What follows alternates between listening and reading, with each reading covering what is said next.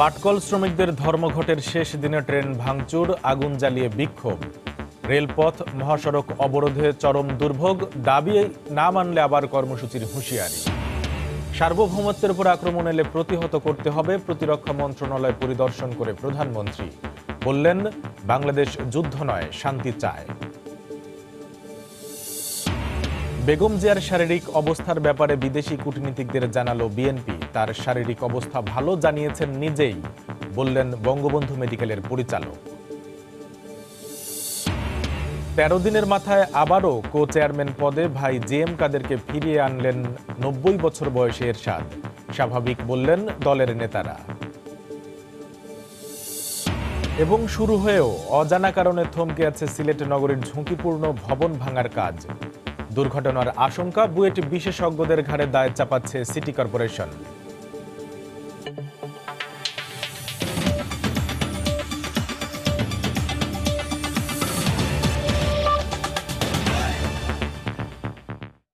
দেখছিলেন শিরোনাম। বাংলার সময়ের সঙ্গে আছি আমি কামরুল হাসান সবুজ। ৭২ ঘন্টা ধর্মঘটের শেষ দিনে গতকাল ট্রেনে ইট পাটকেল ছুঁড়ে ভাঙচুর করেছেন পাটকল শ্রমিকরা। দেশের বিভিন্ন স্থানে মহাসড়কের টায়ার জ্বালিয়ে ও রেলপথ আটকে বিক্ষোভ করেছেন তারা। ঘণ্টার পর ঘণ্টা ট্রেন ও যান চলাচল বন্ধ থাকা চরম দুর্ভোগ পোহাতে হয় যাত্রীদের। আগামীকালের বৈঠকে দাবি আদায় না হলে আবার কর্মসূচি দেওয়ার হুঁশিয়ারি দিয়েছেন তারা। রিপোর্টারদের পাঠানো তথ্য ও ছবি নিয়ে রিপোর্ট। ৯ দফায় ৭২ ঘন্টা ধর্মঘটের শেষ দিনে মহাসড়ক ও রেল লাইন অবরোধ করে বিক্ষোভ করেন রাষ্ট্রায়ত্ত পাটকল শ্রমিকরা। নরসিংদী তরোয়া এলাকায় ঢাকা থেকে ছেড়ে আসা চট্টগ্রামগামী কর্ণফুলী এক্সপ্রেস ট্রেনে ইট পাটকেল ছোড়া হয়। কাজ ভেঙে অন্তত ১৫ জন আহত হন। ট্রেন আটকে রেল লাইনে অবস্থান নিয়ে স্লোগান দেন তারা। পুলিশ তাদের সরিয়ে দিলে ১ ঘন্টা পর ট্রেন চলাচল স্বাভাবিক হয়। শ্রমিকরা যেভাবে পাশে ইট দিয়া পাথর দিয়ে হামলা করছে, অনেক সাধারণ পাবলিক আমরা আহত হয়েছি। আমার চোখের সামনে একজনের ঠ্যাং ভাঙ্গা, একবার পুরো ঠ্যাংই ভাঙ্গা গেছে। আমি যাবো হাটোভাঙ্গা, এখন সামনে গন্ডগোল থেকে ট্রেনের মধ্যে আমরা এখন চলে যাচ্ছি ট্রেন থেকে নামে। মিথ্যা আশ্বাস দিয়ে অনেকদিন আমাদেরকে ঘুরিয়েছে। এখন আমাদের মজুরি যে পর্যন্ত আমরা না পাবো এ পর্যন্ত আমাদের সংগ্রাম চলবে। একই দাবিতে চট্টগ্রাম রাঙামাটি মহাসড়ক অবরোধ করে আন্দোলন করেন আমিন জুট মিলের শ্রমিকরা। মহাসড়কে যান চলাচল ৩ ঘন্টা বন্ধ থাকে। এক পর্যায়ে রেলপথ থেকে সরে গেলে চট্টগ্রাম বিশ্ববিদ্যালয়গামী ও নাজিরহাট থেকে শহরগামী শাটল ট্রেন চলাচল স্বাভাবিক হয়। ৭ তারিখ আমাদের শ্রমিক নেতৃবৃন্দর যে বৈঠক, সেই বৈঠকে দাবি মানা না হলে আরো বৃহত্তর কর্মসূচি আমরা ৭ তারিখ আপনাদেরকে জানিয়ে দেব। খুলনায় মিছিল নিয়ে খুলনা যশোর মহাসড়ক ও রেলপথে অবস্থান নেন শ্রমিকরা। বেলা ১২টার দিকে কর্মসূচি স্থগিতের ঘোষণা দিয়ে তারা বলেন, আগামী ৬ এপ্রিল বিজিএমসির সাথে বৈঠকে সমাধান না এলে আবারও কর্মসূচির ঘোষণা দেয়া হবে। বিজিএমসি চেয়ারম্যান সাহেবের চিঠি পেয়েছি, উনি আমাদেরকে আগামী ৬ তারিখ 11:30টায় আমাদের নিয়ে আলোচনা করবেন এই দাবির বিষয়ে। তো সেই আলোচনা যদি আমাদের দাবি বাস্তবায়ন হয় তাহলে আমাদের পরবর্তী কর্মসূচি প্রয়োজন হবে না। রাজশাহীতে মিছিল নিয়ে ঢাকা রাজশাহী মহাসড়ক অবরোধ করেন শ্রমিকরা। ৪ ঘন্টা বন্ধ থাকে মহাসড়কে যান চলাচল। ধর্মঘট আমাদের ৭২ ঘন্টা পৌঁছতে আগামীকাল ভোর ৬টা পর্যন্ত ধর্মঘট মিলবদ্ধ থাকবে। আমরা কেউ কাজে যোগদান করব না।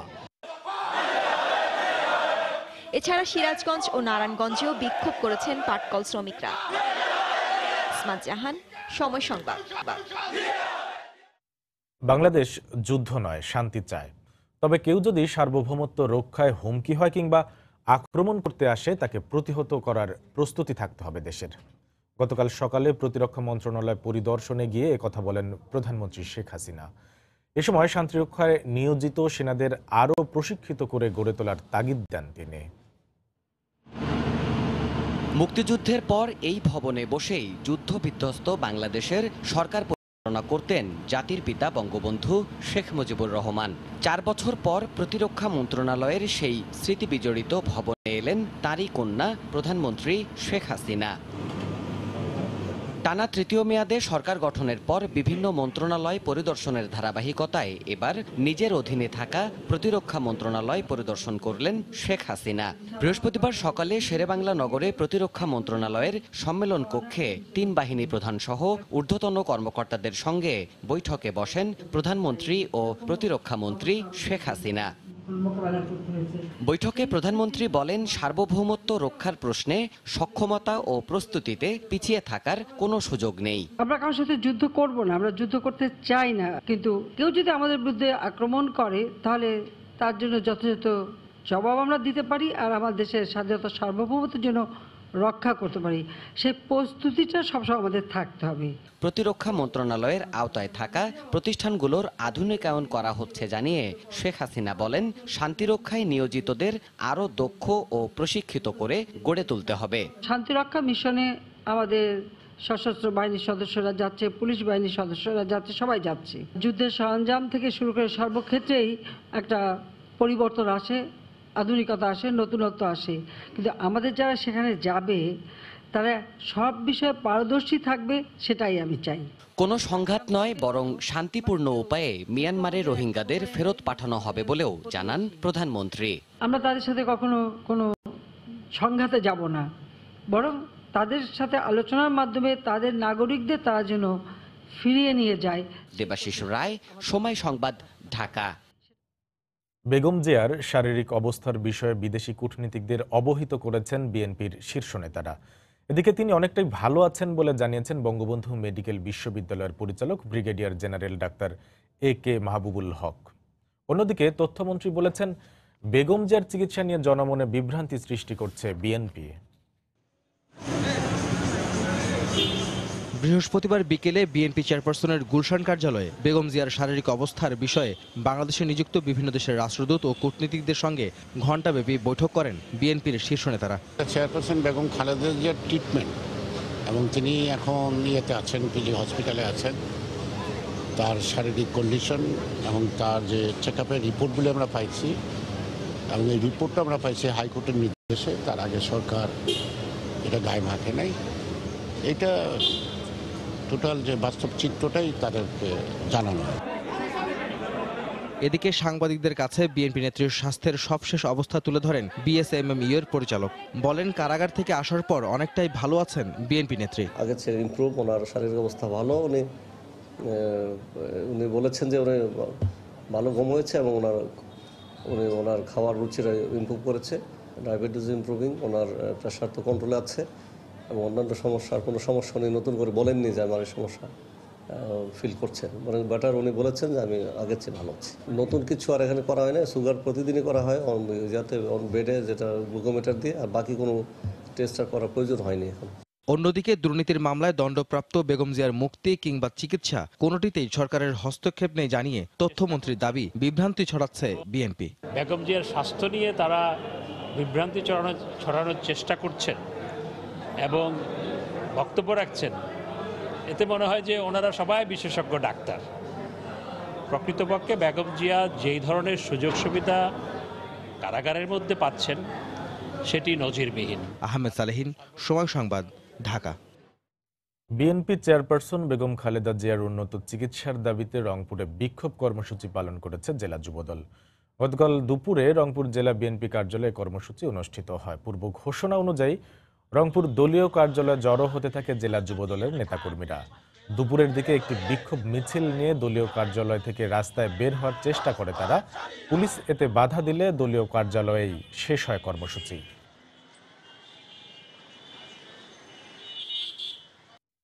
তেরো দিনের মাথায় আবারও চেয়ারম্যান পদে ভাই জিএম কাদেরকে ফিরিয়ে আনলেন 90 বছর বয়সী হুসেইন মোহাম্মদ এরশাদ। গতকাল সন্ধ্যায় হুসেইন মোহাম্মদ এরশাদের সই করা এক প্রেস বিজ্ঞপ্তিতে এই সিদ্ধান্তের কথা জানানো হয়। গত 22 মার্চ জিএম কাদেরকে কর্তব্যে অবহেলার কারণ দেখিয়ে চেয়ারম্যানের পদ থেকে সরিয়ে দেওয়া হয়। বারবার এ ধরনের পরিবর্তনকে স্বাভাবিক হিসেবেই দেখছেন পার্টির নেতারা। একাদশ জাতীয় সংসদের প্রধান বিরোধী দল জাতীয় পার্টির শীর্ষ পদে রদবদলের নাটকীয়তা যেন থামছেই না। 22 মার্চ দায়িত্বে অবহেলার অভিযোগ তুলে চেয়ারম্যানের পদ থেকে নিজের ভাই জিএম কাদেরকে সরিয়ে দেন দলটির চেয়ারম্যান হুসেইন মোহাম্মদ এরশাদ। চেয়ারম্যানের পদ থেকে সরিয়ে দেওয়ার পরের দিন জাতীয় সংসদে বিরোধী দলের উপনেতা পদ থেকেও তাকে সরিয়ে দেওয়া হয়। এ নিয়ে আলোচনার রেশ কাটতে না কাটতেই আবারও চেয়ারম্যানের পদে পুনর্বহাল জিএম কাদের। বৃহস্পতিবার রাতে হুসেইন মোহাম্মদ এরশাদ স্বাক্ষরিত এই সিদ্ধান্তের কথা জানানো হয়। ঠিক 13 দিনের মাথায় জিএম কাদেরকে চেয়ারম্যান পদে পুনর্বহাল করে আবারও আলোচনার জন্ম দিল দলটি। তবে দলের এই শীর্ষ নেতা সুনীল শুভরায় বিষয়টিকে স্বাভাবিক হিসেবেই দেখতে চান। তার দাবি, চেয়ারম্যান হুসেইন মোহাম্মদ এরশাদ দলের স্বার্থেই এমনটি করেছেন, এখন আবার আগের অবস্থান থেকে সরে এসে পুনর্বহাল করেছেন। এটা আমাদের তো পার্টির সাংগঠনিক প্রক্রিয়ার একটি অংশ। এটা সংগঠনে এইরকম বহিষ্কার, পুরস্কার, তিরস্কার, পদোন্নতি, পদাবনতি এগুলো তো একটা যে কোনো সংগঠনের মধ্যে থাকেই। চেয়ারম্যান সিদ্ধান্ত নিয়েছেন, আমাদের পার্টির চেয়ারম্যানের সিদ্ধান্তই চূড়ান্ত। উনি কেন করেছিলেন সে বিষয়ে আমি ব্যাখ্যা দিতে পারবো না, আবার উনি কেন নিয়েছেন সে বিষয়ে ব্যাখ্যা দিতে পারবো না। আর দলের মহাসচিব মশিউর রহমান রাঙা বলেন, দল এবং হুসেইন মোহাম্মদ এরশাদের সঙ্গে ভুল বুঝাবুঝি হলেই তিনি শাস্তি দেন, আবার ফিরিয়েও নিয়ে আসেন। এটা এক ধরনের রুটিন ওয়ার্কের মতোই মন্তব্য তার। ওটা যে কো চেয়ারম্যান ছিল, তো উনি কো চেয়ারম্যান যেটা ছিল ওটা থাকবে। এটা তো এরশাদ সাহেব সবসময় করেই থাকেন। কোনো অপরাধ করলেই হয়তো সামান্য পানিশমেন্ট দেন, আবার তুলে নেন। এটা তো আমাকে 3 বার নিয়েছিল তুলে। এটা নতুন কোনো বিষয় নয়, এটা রুটিন ওয়ার্কের মতোই আর কি। ওনার সাথে, দলের সাথে বা ওনার সাথে কোনো রকম ভাবে কোনো একটা আন্ডারস্ট্যান্ডিং হলেই ওটা আমাকেও 3 বার বহিষ্কার করেছেন উনি। এবং আমি মনে করেছি যে আমার দোষ ছিল, আমি মনে করি যে আমার দোষ ছিল, এই কারণেই করেছেন। আবার উনি তুলেও নিয়েছেন আমাকে। ওনার ভাই হলেও অনেক ছোট সন্তানের মতোই উনিও বলেন সবসময়। সুতরাং এটা উনি কো চেয়ারম্যানটা অনেকে আবার দিয়ে দিচ্ছে। এর আগে একাদশ জাতীয় সংসদ নির্বাচনের ঠিক আগ মুহূর্তে হঠাৎ করে রুহুল আমিন হাওলাদারকে মহাসচিবের পদ থেকে সরিয়ে নতুন মহাসচিব করা হয় মশিউর রহমান রাঙাকে। এ নিয়ে নানা আলোচনা সমালোচনা চলে দলটিকে ঘিরে। মৌসুম ইসলাম, সময় সংবাদ, ঢাকা। বেশ ঢাকঢোল পিটিয়ে 3 বছর আগে সিলেট নগরের ঝুঁকিপূর্ণ ভবন ভাঙার কাজ শুরু হলেও দুটি ভাঙার পর অজানা কারণে থেমে যায়। স্থানীয় বিশেষজ্ঞরা বলছেন, ভবনগুলো দ্রুত ভাঙা না হলে বড় ধরনের দুর্ঘটনা ঘটতে পারে। সিটি কর্পোরেশনের দাবি, বুয়েটের বিশেষজ্ঞরা ভাঙার কাজে বাধা হয়ে দাঁড়িয়েছেন। আব্দুল আহাদের রিপোর্ট, ক্যামেরায় ছিলেন দিগেন সিংহ। সিলেট নগরের 34টি ভবনকে ঝুঁকিপূর্ণ হিসেবে চিহ্নিত করেছে সিটি কর্পোরেশন। এর মধ্যে 23টি অতি ঝুঁকিপূর্ণ। 2016 সালে ঝুঁকিপূর্ণ ভবন ভাঙার কাজ শুরু করে কর্পোরেশন। তাঁতিপাড়া ও বন্দরবাজারের 2টি ভবনও ভাঙা হয়। এরপর এই কার্যক্রম আর সামনে এগোয়নি। বর্তমানে আমাদের ছড়া বা রাস্তাগুলো প্রশস্ত করার কাজে আমাদের লোকজন বেশি নিয়োজিত। এই প্রোগ্রামটা আপাতত মানে তেমন কার্যক্রম চলছে না। বেশ কয়েক বছর আগে জেলা প্রশাসকের কার্যালয়ের এই মালখানা ভবনটি পরিত্যক্ত ঘোষণা করেছে গণপূর্ত বিভাগ। তারপরও এই ভবনে চলছে দাপ্তরিক কার্যক্রম। শুধু তাই নয়, ঝুঁকিপূর্ণ এই ভবনে রয়েছে জেলার সকল মামলার আলামত। সিটি কর্পোরেশনের গা ঘেঁষা ভবন সিটি সুপার মার্কেটও অতি ঝুঁকিপূর্ণ। এটার মালিক স্বয়ং সিসি। ঝুঁকিপূর্ণ ভবন চিহ্নিতকরণের সঙ্গে জড়িত এই বিশেষজ্ঞ বলেন, সরকারি ভবন আগে ভাঙলে এখান থেকে সাধারণ মানুষ উদ্বুদ্ধ হবে। তবে ভবন ঝুঁকিপূর্ণ মানতে নারাজ সিটি সুপার মার্কেটের ব্যবসায়ীরা। সিটি কর্পোরেশনের উচিত, যদি তাদের আন্ডারের এইসব বিল্ডিংগুলি রেক্টোফিটিং করা সম্ভব হয়, তাহলে তাড়াতাড়ি রেক্টোফিটিং করে জনগণের কাছে দেখানো যে আমরা আমাদের বিল্ডিংগুলি কারেকশন করেছি। ঝুঁকিপূর্ণ না, এটা সার্টিফিকেট আছে। ঝুঁকিপূর্ণ 3-4টা 10টা দোকান আছে, আমরা সাবেক নির্বাহী তাকে অপসারণ করাই দিছি। মেয়র বলছেন, ঝুঁকিপূর্ণ চিহ্নিত করা ভবনের মালিকরা ঢাকা থেকে বুয়েটের ইঞ্জিনিয়ার এনে বলেন সেটা ঝুঁকিহীন। নোটিশ দেওয়া সত্ত্বেও যারা ভাঙতেছেন না, বাজা করতেছেন না, আমরা এটা প্রশাসনিকভাবে আমরা সরকারের সাহায্য নেব এবং এটাকে আমাদের অবশ্যই আইনের আওতায় নিয়ে এটা ভেঙে দিতে হবে। 23টি অতি ঝুঁকিপূর্ণ ভবনের মধ্যে সরকারি ভবন 5টি, বাকিগুলো মার্কেট ও বাসাবাড়ি। আব্দুল আহাদ, সময় সংবাদ, সিলেট। এদিকে নগরবাসীকে আগুন থেকে বাঁচার উপায় সম্পর্কে সচেতন করতে সিলেট বিপণী বিতানে মহড়া চালিয়েছে ফায়ার সার্ভিস। গতকাল বিকেলে নগরীর জল্লারপাড় সড়কের রাজা ম্যানশন সহ বিভিন্ন বিপণী বিতান পরিদর্শন করেন ফায়ার সার্ভিস কর্মকর্তা ও ফায়ারম্যান। এ সময় তারা তাৎক্ষণিক আগুন নেভানোর নানা কৌশল শেখান ব্যবসায়ীদের। এছাড়া পর্যাপ্ত অগ্নি নির্বাপনের ব্যবস্থা রাখতে মার্কেট কর্তৃপক্ষের প্রতি আহ্বান জানান।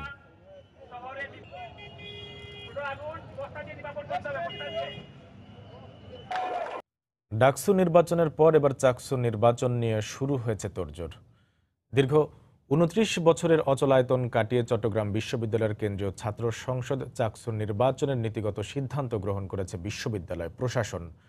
দীর্ঘদিন পর চাকসু নির্বাচনের উদ্যোগ গ্রহণ করায় খুশি বিভিন্ন ছাত্র সংগঠনের পাশাপাশি সাধারণ শিক্ষার্থীরাও। আশরাফুল আলম মামুনের ক্যামেরায় বিস্তারিত জানাচ্ছেন পার্থপ্রতিম বিশ্বাস। 1966 সালে যাত্রা শুরু করা চট্টগ্রাম বিশ্ববিদ্যালয় পা দিয়েছে 53 বছরে। অর্ধশতক পার করা এই বিশ্ববিদ্যালয়ে কেন্দ্রীয় ছাত্র সংসদ নির্বাচন হয়েছে মাত্র 6 বার। সবশেষ 1990 সালে চাকসু নির্বাচন হয়েছে। দীর্ঘ 29 বছর ধরে চাকসু অচল থাকায় শিক্ষার্থীদের দাবি নিয়ে বিশ্ববিদ্যালয়ের প্রশাসনের সাথে কথা বলার মতো ছিল না কোনো ছাত্র প্রতিনিধি। তবে ঢাকা বিশ্ববিদ্যালয়ে ডাকসু নির্বাচনের পর চাকসু নিয়ে আগ্রহ ও উদ্দীপনা বেড়েছে শিক্ষার্থীদের মধ্যে। আমাদের অনেক সমস্যা আছে, আমরা সরাসরি কাউকে বলতে পারি না। এখন আমাদের প্রতিনিধি থাকলে আমরা প্রতিনিধিকে জানালে সে বিশ্ববিদ্যালয়ের প্রশাসনকে জানাতে পারে।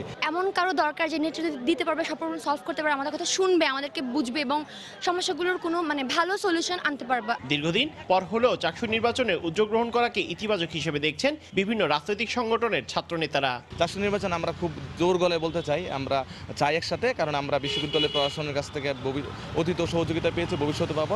ছাত্রদের যে গণতান্ত্রিক অধিকার, এটা প্রতিষ্ঠার উদ্দেশ্যে আসলে চাকসু নির্বাচন। তো সেই জায়গা থেকে ছাত্ররা যদি তাদের ভোটের মাধ্যমে যদি তাদের মতামত নাই প্রকাশ করতে পারে, তাহলে আসলে এই ধরনের নির্বাচন দিয়ে আসলে খুব একটা কিছু আশা করা যায় না। ক্যাম্পাসে নির্বাচন হবে দীর্ঘদিন পরে, অবশ্যই বাংলাদেশ জাতীয় ছাত্রদল নির্বাচনে অংশগ্রহণ করবে, কিন্তু বিশ্ববিদ্যালয়ের প্রথম শর্ত হচ্ছে সহাবস্থান। শিক্ষার্থীদের অধিকার আদায় ও নেতৃত্ব তৈরিতে চাকসু নির্বাচন দরকার বলে মনে করেন উপাচার্য। রাজনৈতিক দলগুলোর যে অঙ্গ সংগঠন আছে, ছাত্র সংগঠনগুলো আছে, সেটা একটা রাজনৈতিক বিষয়। সেক্ষেত্রে মাননীয় প্রধানমন্ত্রীর সদয় নির্দেশনা অত্যন্ত প্রয়োজন। আইন শৃঙ্খলা রক্ষা বাহিনী সহ প্রশাসনের সহযোগিতা আমি একটা সুন্দর নির্বাচন উপহার দিতে পারবো। বিশ্ববিদ্যালয় প্রতিষ্ঠার পর প্রথম চাকসু নির্বাচন হয় 1970 সালে। সবশেষ 1990 সালে ষষ্ঠ নির্বাচনে বিপি নির্বাচিত হন নাজিম উদ্দিন এবং জিএস হন আজিম উদ্দিন। পার্থপ্রতিম বিশ্বাস, সময় সংবাদ, চট্টগ্রাম। দেশের অগ্রগতি ও শিক্ষার পরিবেশ নিয়ে ষড়যন্ত্রকারীদের রুখতে শিক্ষার্থীদের আরও বেশি সতর্ক থাকার আহ্বান জানিয়েছেন শিক্ষামন্ত্রী ডাক্তার দীপু মনি। গতকাল দুপুরে খুলনা কৃষি বিশ্ববিদ্যালয়ের একাডেমিক কার্যক্রমের উদ্বোধন শেষে কথা বলেন তিনি। জেলা প্রশাসকের কার্যালয়ের কনফারেন্স হলে ওরিয়েন্টেশন অনুষ্ঠিত হয়। অনুষ্ঠানে শিক্ষামন্ত্রী ছাড়াও বিশ্ববিদ্যালয়ের সংশ্লিষ্ট কর্মকর্তা ও স্থানীয় জনপ্রতিনিধিরা উপস্থিত ছিলেন। 2018-19 শিক্ষাবর্ষে দুটি অনুষদের 60 জন শিক্ষার্থী নিয়ে যাত্রা শুরু করে খুলনা কৃষি বিশ্ববিদ্যালয়। এর আগে 2015 সালের 14 জুলাই পাশ হয় বিশ্ববিদ্যালয়টি। চলতি বছরের জানুয়ারিতে অস্থায়ী ভবনে শুরু হয় বিশ্ববিদ্যালয়ের কার্যক্রম। রেল ব্যবস্থায় আগামী 10 বছরের মধ্যে আমূল পরিবর্তন ঘটবে বলে জানিয়েছেন রেলমন্ত্রী মোহাম্মদ নুরুল ইসলাম সুজন। গতকাল দুপুরে রাজবাড়ীতে জেলা প্রশাসকের সম্মেলন কক্ষে এক মত বিনিময় সভায় তিনি একথা বলেন। এ সময় রেলওয়ের গতি বাড়াতে বিদেশ থেকে নতুন কোচ আনা হচ্ছে বলেও জানান মন্ত্রী। এই রেল ব্যবস্থা আগামী 10 বছরের মধ্যে একটা আমূল পরিবর্তন হতে যাচ্ছে। হাই স্পিড ট্রেন 300 কিলোমিটার বেগে চলবে সে ট্রেন, যেটা আমরা কক্সবাজার আমরা পরিকল্পনা গ্রহণ করেছিলাম, আমরা চিটাগাং পর্যন্ত, সেটা আমরা এখন কক্সবাজার আমরা সেই পরিকল্পনা গ্রহণ করেছি আমরা মাননীয় প্রধানমন্ত্রীর নির্দেশে। পদ্মা নদীর ভাঙন থেকে নড়িয়া ও জাজিরাকে রক্ষা করতে পানি উন্নয়ন বোর্ড ও পানি সম্পদ মন্ত্রণালয় সব ধরনের উদ্যোগ নিয়েছে বলে জানিয়েছেন পানি সম্পদ উপমন্ত্রী AKM এনামুল হক শামীম। গতকাল দুপুরে শরীয়তপুরের নড়িয়ায় ভাঙন কবলিত এলাকা প্রকল্প বাস্তবায়ন কাজের পরিদর্শন শেষে তিনি একথা বলেন। নড়িয়াকে নদী ভাঙনের হাত থেকে রক্ষা করার জন্য যে সর্বোচ্চ উদ্যোগ নেওয়া দরকার পানি সম্পদ মন্ত্রণালয় এবং পানি উন্নয়ন বোর্ড সেটা নিচ্ছে। আমরা বর্ষা পূর্বেই আমরা নিতে পারবো। আমাদের ব্লকের কাজও আরও দ্রুত গতিতে চলছে। উপাচার্যের পদত্যাগ দাবিতে আন্দোলন অব্যাহত রেখেছেন বরিশাল বিশ্ববিদ্যালয়ের শিক্ষার্থীরা। গতকাল বেলা 11:30 থেকে দুপুর 12টা পর্যন্ত বরিশাল পটুয়াখালী মহাসড়ক অবরোধ করে বিক্ষোভ করেন শিক্ষার্থীরা। এ সময় উপাচার্যের পদত্যাগ দাবিতে বিভিন্ন স্লোগান দেন তারা। অবরোধের কারণে সাময়িকভাবে বন্ধ হয়ে যায় মহাসড়কের যান চলাচল। পরে প্রশাসনের দেয়া আশ্বাসের পরিপ্রেক্ষিতে অবরোধ তুলে নেন আন্দোলনকারীরা। গত 26শে মার্চ একটি অনুষ্ঠানে অংশ নিয়ে বক্তব্য রাখেন বরিশাল বিশ্ববিদ্যালয়ের উপাচার্য প্রফেসর ডক্টর ইমামুল হক। বক্তব্যে শিক্ষার্থীদের কটূক্তি করা হয়েছে বলে অভিযোগ ওঠে।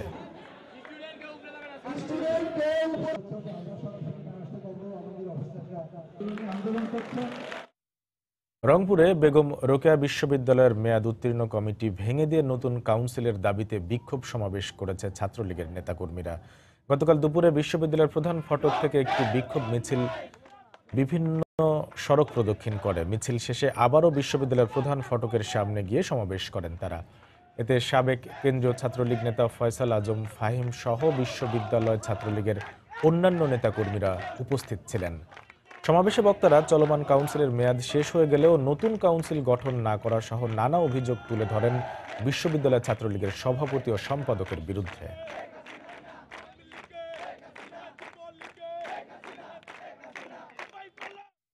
চট্টগ্রামে 4000 ইয়াবা সহ ওমানগামী এক যাত্রীকে গ্রেফতার করেছে সিভিল এভিয়েশন।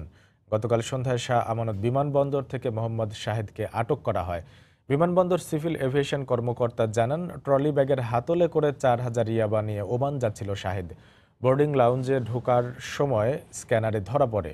এ সময় শাহেদকে আটক করা হয়। তার বিরুদ্ধে পতেঙ্গা থানায় মাদক আইনে একটি মামলা দায়েরের পর পুলিশের কাছে হস্তান্তর করা হয়েছে। সময় সংবাদের সিলেট ব্যুরোর গাড়ি চালক শামীমের বাসায় হামলা চালিয়েছে সন্ত্রাসীরা। হামলায় তার স্ত্রী ও ছেলে আহত হয়েছেন। জমি সংক্রান্ত বিরোধের জেরে হামলা হয়েছে বলে অভিযোগ ভুক্তভোগীদের। এলাকাবাসী জানায়, গতকাল সন্ধ্যায় নগরীর যতরপুরে গাড়ি চালক শামীমের বাসায় হামলা চালায় একদল সন্ত্রাসী। ঘরের আসবাবপত্র ভাঙচুর করলে তাদের বাধা দেন শামীমের স্ত্রী সেলিনা বেগম ও ছেলে আফরুজুর রহমান শ্রাবণ। এতে ক্ষিপ্ত হয়ে সেলিনাকে ছুরিকাঘাত ও শ্রাবণকে লাঠি দিয়ে পিটিয়ে আহত করে সন্ত্রাসীরা। পরে তাদের উদ্ধার করে চিকিৎসা দেওয়া হয়। এই ঘটনায় কোতোয়ালি থানায় মামলা করেছেন শামীম। পরে অভিযান চালিয়ে জড়িত থাকার অভিযোগে 2 নারী সহ 4 জনকে আটক করা হয়।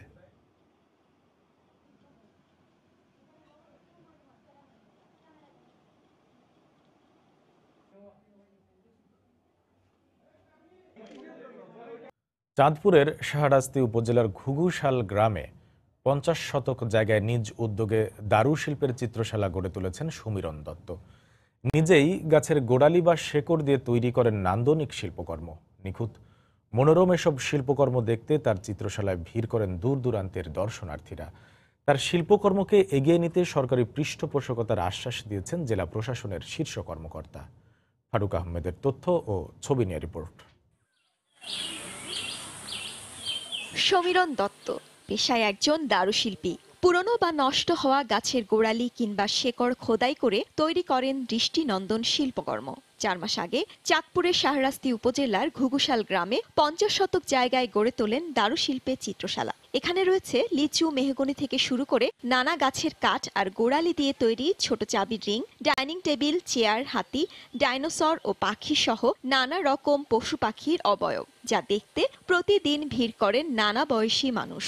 প্রাকৃতিক পরিবেশে এত নান্দনিক শিল্প যা আমাদেরকে সবাইকে মুগ্ধ করতেছে। মানুষ যে কাঠ দিয়ে এত কিছু তৈরি করতে পারে আমার তা আগে জানাই ছিল না। যে অবয়বগুলো কল্পনার জগতে নিয়ে যায়, মানুষের মনোজাগতিক একটা যে বিনোদন, সেই বিনোদনকে প্রস্ফুটিত করে। তার পৃষ্ঠপোষকতা করা হয় তার জন্য, তাহলে আমাদের চাঁদপুরের জন্য অনেক বেশি গৌরবের হবে বিষয়টি। চট্টগ্রাম বিশ্ববিদ্যালয়ে হিসাব বিজ্ঞানে স্নাতকোত্তর ডিগ্রি লাভ করলেও 1999 সাল থেকে পেশা হিসেবে বেছে নেন এই দারুশিল্প। তার হাতে খড়ি হয় চিত্রশিল্পী ফেরদৌসী প্রিয়ভাষিনীর কাছ থেকে। শিল্পকর্ম মানে শিল্পী এইসব কাজ করবে, এইসব কাজকর্ম করে আর কি জীবনযাপন করে, সংসার চালায়। অতি পরিচিত কাছের জিনিস যে একটু ভিন্ন মাত্রায় চেষ্টা করলে ভিন্ন রূপ পেতে পারে, আমি সেই কাজটা করেছি। আর আমার প্রেরণার মূল জায়গাটা হচ্ছেন ফেরদৌসী প্রিয়ভাষিনী। এই চিত্রশালাটিকে টিকিয়ে রাখতে ও এর পরিসর বাড়াতে প্রয়োজনীয় পৃষ্ঠপোষকতার আশ্বাস দেন জেলা প্রশাসনের শীর্ষ এই কর্মকর্তা। এই নন্দিত ভাস্করের কাজগুলো যেন আরো ছড়িয়ে যেতে পারে, সেজন্য আমরা সাহায্য সহযোগিতা অব্যাহত রেখেছি। রাজধানী ঢাকা ও চট্টগ্রাম এবং সিলেটে এ পর্যন্ত 10টি প্রদর্শনী করেছেন সমীরণ দত্ত। সময় সংবাদ, চাঁদপুর। ব্রাহ্মণবাড়িয়ায় 4 দিনব্যাপী 28তম শিশু চিত্রকলা প্রদর্শনী ও সাংস্কৃতিক উৎসবের উদ্বোধন করা হয়েছে। গতকাল বিকেলে শহরের ধীরেন্দ্রনাথ দত্ত ভাষা চত্বরে শিশু নাট্যমের আয়োজনে উৎসবের উদ্বোধন করা হয়। এই উৎসবে শিশুদের আঁকা শতাধিক চিত্রকর্ম দেখানো হয়। এতে বাংলাদেশ গ্যাস ফিল্ডস কোম্পানি লিমিটেডের ব্যবস্থাপনা পরিচালক, শিশু নাট্যমের উপদেষ্টা এবং জেলা প্রেস ক্লাবের সভাপতি সহ বিভিন্ন স্কুলের কলেজের শিক্ষার্থীরা অংশ নেন।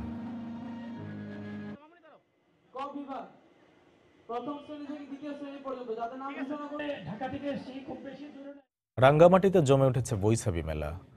গতকাল তৃতীয় দিন সব বয়সের মানুষের পদচারণায় মুখর হয় মেলা প্রাঙ্গণ। এদিন বিকেলের পর বাড়তে থাকে ভিড়। ক্ষুদ্র নৃগোষ্ঠীর ঐতিহ্য ও সাংস্কৃতিক নানা বিষয় তুলে ধরা হয় স্টলগুলোতে। বিজু উপলক্ষে অনুষ্ঠিত হয় পিঠা প্রতিযোগিতা। যেখানে ঐতিহ্যের পিঠাপুলি তৈরি করেন অংশগ্রহণকারীরা। ক্রীড়া প্রতিযোগিতার পর অনুষ্ঠিত হয় সাংস্কৃতিক সন্ধ্যা। সেখানে তঞ্জঙ্গা ভাষায় মঞ্চস্থ করা হয় নাটক। আজ শেষ দিনে থাকছে পাঁচন প্রতিযোগিতা সহ নানা আয়োজন। মাদারীপুরে চলছে 2 দিনব্যাপী বাউল গানের আসর। এতে অংশ নিয়েছেন ভারতের একাধিক দৃষ্টি প্রতিবন্ধী বাউল শিল্পী। হাজার হাজার দর্শক রাতভর উপভোগ করেন এই অনুষ্ঠান। আগামীতে গানের আসরে চমক রাখতে চাইছেন আয়োজকরা। সঞ্জয় কর্মকার অভিজিতের তথ্য, শাহাদাত আকুনের ছবিতে রিপোর্ট। মঞ্চে যারা গাইছেন তারা দৃষ্টি প্রতিবন্ধী, যারা বাদ্যযন্ত্র বাজাচ্ছেন তারাও দৃষ্টি প্রতিবন্ধী। এই দৃষ্টি প্রতিবন্ধীদের নিয়ে মাদারীপুরের কালকিনির শশীকর মাধ্যমিক বিদ্যালয় মাঠে শুরু হয়েছে 2 দিনব্যাপী বাউল গানের আসর। ভারতের পশ্চিমবঙ্গ থেকে আসা দৃষ্টি প্রতিবন্ধী শিল্পীরা এতে অংশ নেন। চোখে দেখতে না পেলেও আগত দর্শকদের হাততালিতে দৃষ্টি প্রতিবন্ধী শিল্পীরা বুঝতে পারেন তাদের প্রতি দর্শকদের ভালোবাসার কথা। বর্তমান নেশা হয়ে গেছে, আর গানটা আমরা মোটামুটি পেশার জন্য গাই। এত শ্রোতার আওয়াজ আমি বুঝতে পারছি যে এখানে কত মানুষ রয়েছে। এবার আপনারা নিশ্চয়ই জানেন যে শিল্পীর সব থেকে বেশি আনন্দ হয় যদি শ্রোতা হয়। আগামীতে বড় পরিসরে বাউল গানের আসর সাজাতে চান আয়োজকরা। এমন আয়োজনে খুশি সাধারণ মানুষও। বাউল গান আমরা শুনতে আসছি যে বাউল গান অনেক জ্ঞানমূলক, ওরা ভালো গান গায়, বাউল গান খুব ভালো লাগছে আমাদের, তাই আমরা দর্শক চলে এসেছি এখানে। যে অন্ধ লোক তাদের গান শুনে সবাই তৃপ্তি মিটছে। এই বাউলের প্রতি, গানের প্রতি যে আকৃষ্ট হয়েছেন, আমরা ভবিষ্যতে এই গানটিকে আরো ব্যাপকভাবে যাতে আয়োজন করতে সেই লক্ষ্যে আমরা চেষ্টা করব। শুধু মাদারীপুর নয়, পাশের বরিশাল, গোপালগঞ্জ সহ বিভিন্ন এলাকা থেকে আসা অন্তত 10,000 মানুষ উপভোগ করেন জনপ্রিয় বাউল গান। সময় সংবাদ, মাদারীপুর। বাংলার সময়ের শীর্ষ সংবাদ জানিয়ে দিচ্ছি আরেকবার।